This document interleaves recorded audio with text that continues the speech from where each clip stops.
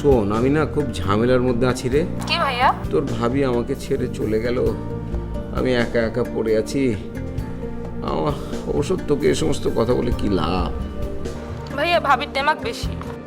আচ্ছা আদিবা, ওই দেমাগের ইংরেজি শব্দটা কি ইগো?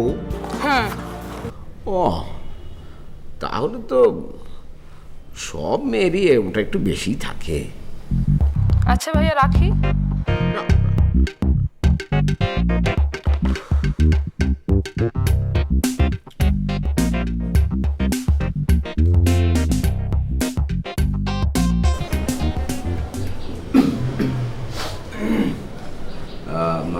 বাবা ডেকেছ? বসো। বলো বাবা।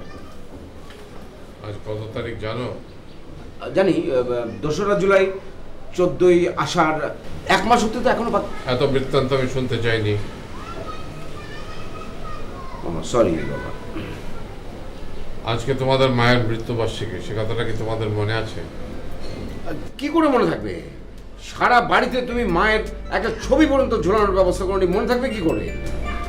কেন করিনি সেটা জানো?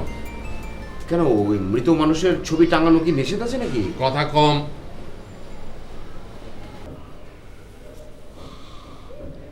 তোমাদের মা অনেক কষ্ট পেয়ে মারা গেছেন। একদিন ডায়ালিসিস করে আসতেন, সেটা দেখে সত্যি বলতে কি আমি কষ্ট সহ্য করতে পারতাম না।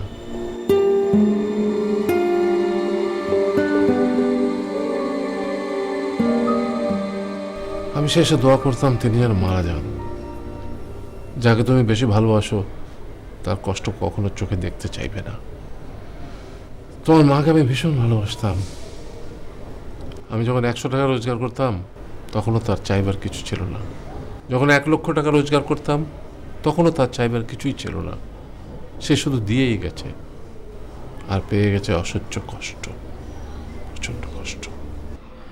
তুমি তো চেষ্টা করেছো বাবা। অনেক ক্ষেত্রে সেই চেষ্টাটাও মনে হয় যেন অনেক কম। এই ভেবে বাবা মন খারাপ করে লাভ নেই। হ্যাঁ, একটা কথা তোমাদের আমি কখনো বলিনি। তোমার মা মারা যাওয়ার পরে ফারহানকে কেন আমি হোস্টেলে পাঠিয়ে দিলাম, আর কেনই বা তোমাকে আলাদা থাকতে বললাম। আসলে আমি কখনো চাইনি যে যাদেরকে দেখলেই তোমার মায়ের কথা আমার মনে পড়ে যাবে তাদেরকে আমি কাছে রাখতে চাইনি। কারণ তোমাদেরকে দেখলেই আমার মনে হবে আমি তো তার জন্য কিছুই করিনি।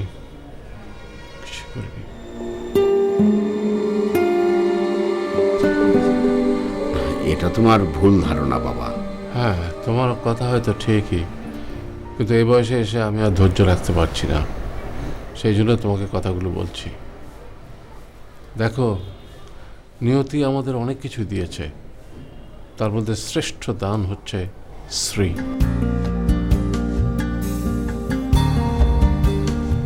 এ বয়সে এসে তোমাদের কোনো সন্তান হয়নি, সেজন্য হয়তো সে তোমাকে দূরে সরিয়ে রাখতে চাইছে। তুমি যদি এখনো বর্ষাকে না আনতে পারো কাছে, একটা বয়সে এসে বুঝবে যে তুমি সারা জীবনের জন্য কি জিনিসটা হারিয়েছো। তাহলে এখন আমি কি করব বাবা?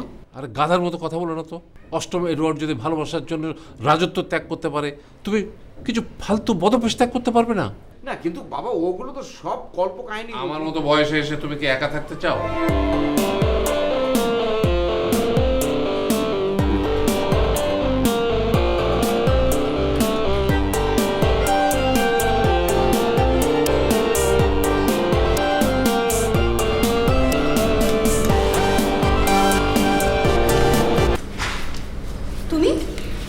তুমি এখানে কি করতে এসেছো? আমি সব কিছু ছেড়ে দেবো। কি ছেড়ে দেবে?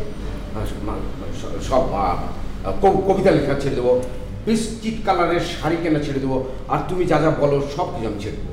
না, তোমাকে অনেক সহ্য করেছি, আর না, সম্ভব না। তুমি এভাবে বলো না, তাহলে আমি একদম এতিম হয়ে যাব। শোনো, মা বাবা না থাকলে মানুষ এতিম হয়। আজকাল এই যুগে স্ত্রী থেকে যদি আবার না থাকে তাহলে কিন্তু মানুষ এতিম হয়ে যায়। শোনো, তুমি আমার প্রতি খুবই উদাসীন। তুমি কবিতা কোনোদিনও ছাড়তে পারবে না। কুকুরের লেজ কখনো সোজা হয় না। লেজ সোজা না হলে তুমি লেজ কেটে দেবে, নো প্রবলেম। এই শোনো বর্ষা, তুমি চলে যেও না। আমরা তো রাস্তার কুকুরকেও সুযোগ দেই, তুমি আমাকে আরেকটা আবার সুযোগ দিয়ে দেখো। আমি সব ছেড়ে দেবো, কবিতা ছেড়ে দেবো। সুযোগ দিলে কি করবে? আমি তোমার যদি কোনোদিন বাচ্চা কাচ্চা হয় তাহলে আমি সেই বাচ্চাকে স্কুলে নিয়ে যাব, স্কুল থেকে আমি নিয়ে আসবো। তোমার যখন তুমি দেরি করে অফিস থেকে ফিরবে আমি ডিম ভাজি করে হলেও তোমাকে আমি খাওয়াবো। কবিতাকে প্রাধান্য দেবো না, আমি প্রাধান্য দেবো এখন থেকে তোমাকে। তোমার কাছ থেকে কবিতা কেড়ে নেওয়া মানে তুমি বোঝো না? তুমি তো বোকা কেন?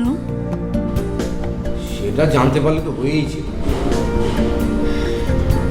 ভেবেছিলাম আজ তোমাকে ফোন করবো।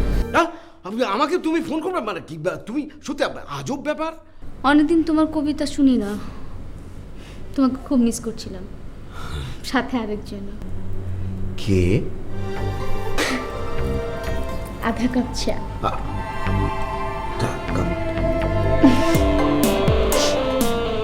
সত্যি? মানে তুমি কি আজই আমাকে জানাতে চেয়েছিলে নাকি তুমি নিজেই জেনেছো আজ?